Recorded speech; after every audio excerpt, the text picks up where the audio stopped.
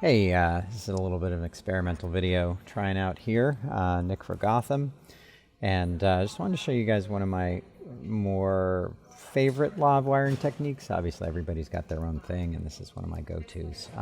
So this is what I like to call the Hocs, because my friend David Hocs showed it to me, and I thought it was really cool, and I use it for a lot of different outfit situations. As you can see, it features a hush lav or a foamy with a safety pin. And I love safety pins because you're not relying on adhesive. And then there's just a little bit of moleskin to secure it. So I will show you how to make one of these, and then I will try to demonstrate it on on one of our dummies. Okay, anyway, so first, take your materials. So we've got a hush lav here, and then take a safety pin and some moleskin. And first things first, you just want to cut a strip of moleskin that is going to be thin enough to go in the middle, in between the base of the safety pin and the clasp, I guess you would say. I'm not sure what the technical term for that is. So reasonably thin. I've seen people make it thinner. I've seen people make it thick. I try to make it about halfway through. And then the thing that you want to do is you open up the safety pin and just make sure that you've got the side that opens facing out, and you're going to use the moleskin on to adhere the side that does not open onto the hush lav. So I'll close it back up so I don't pinch myself, as I sometimes do. And I'm going to waste quite a bit of moleskin here, but that's okay. And don't judge my inability to get the moleskin off. So again, just making sure that the moleskin is going through and onto the side that does not open, like so. And it doesn't need to be really long. I really just did a little bit too much. But you're going to want to make it so that the safety pin is right about in the middle. Wrap it around, and then I always make sure to give it a snip so that it's not adding too much bulk.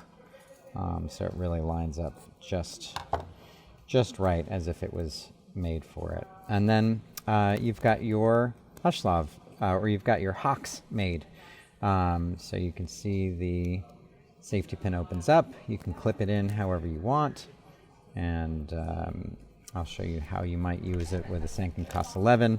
Obviously, the hush lavs or the foamies are designed to work either with a Cos 11, or there's the mini foamies that can work with the smaller lavs, like the 6060.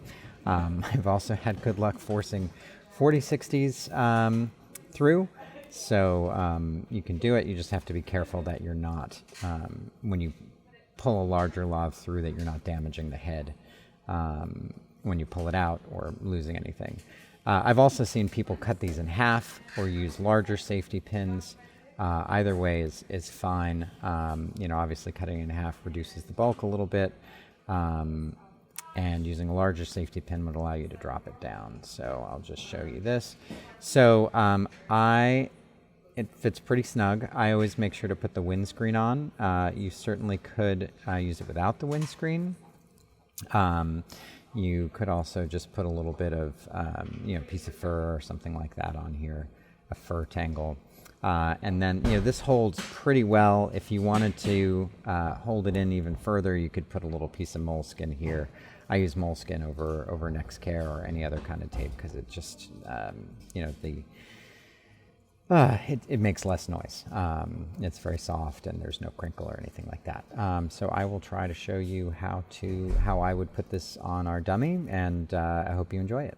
All right, so this is our store mannequin Shirley, and I'll just show you a couple of ways to use the Hocs. So one of the easiest ways to do it is just to find the seam pretty much anywhere, and just clip right to the seam. Yeah, as I mentioned, some people like to use longer safety pins so that you get the microphone lower so it's not, right next to the neck. So you get a little bit more of a clean sound, but certainly that works. And you can either, as you normally would, you can either let the mic drop. It'll hang a little bit. It's not super heavy, or you can bring it up over the shoulder, as you would. I've actually had A2s not go to the seam because they wanted it to be right in the middle of the shirt and just poke it through the shirt. And while that does seem a little bit sus, I was, I always realize that people are not, like, cameras can't see as, what we see when we're looking close up. So even though there's a tiny bit of silver glinting out there, I think you'd have a hard time seeing it on camera. Yeah, and I have a hard time seeing it on camera as well. And then this, the seam technique really works for a lot of different things. So not just on a t-shirt like this, but if you were going to have a jacket or even a button-up or something that was, something that was in more of a V like that, you can just find the seam right in the middle and do that. And yeah, so like you could go right off to the side. Let me open that back up, the safety pin back up.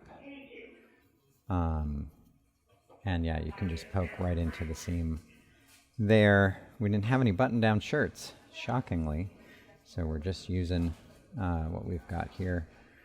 But get it in there, secure it. You could put a little bit of moleskin back here to double secure it, but it's not really necessary. And the thing that I like about this is that, the Hushlav, the safety pin secures it, and the Hushlav really keeps it quiet. So anyway, that's the Hocs. That's one of my favorite ways to mic people. Hope you enjoyed it.